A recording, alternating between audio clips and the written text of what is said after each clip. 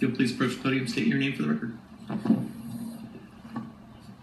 Hey y'all, I'm Lisa Marie Coppola. I live at 1322 Belvin. I thought that was a great idea that Melissa and Jane had about the Code Rodeo, because I've got a bajillion open records requests about those expenses, and they're really exorbitant. And I really appreciate y'all doing that. Maybe as a sub-item, y'all can add an itemization at the end with a report out from the staff of how much they spent for the whole shebang. I want to talk about HEB. That's why I'm here, y'all. It's really cool because the best place to organize against the HEB is at the little HEB.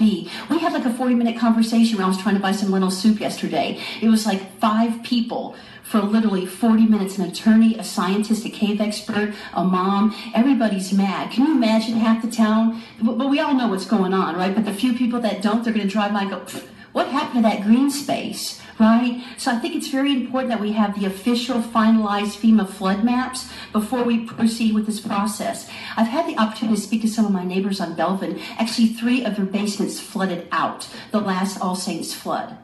So think about that now, okay? The other thing I think it's important for us to note is that, is HEB going to make announcements for its customers or its employees every time there's a heavy rain? I think that's something that we should consider. Also, the city should have buffers around the floodplain, but there aren't any.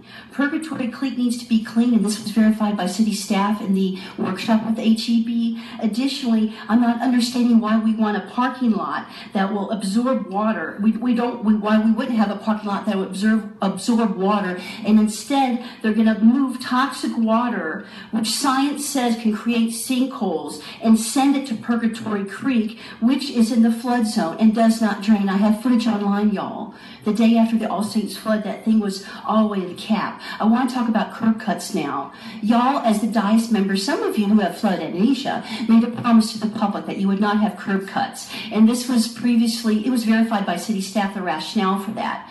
The Greenbelt Alliance worked very hard, and I'm not sure why we want to tarnish all of their hard work with the curb cuts. This also has implications of eminent domain. City staff are confirming the reason why we had no curb cuts was it was a public perception that that parcel of land would be preserved because of its ecological sensitivity.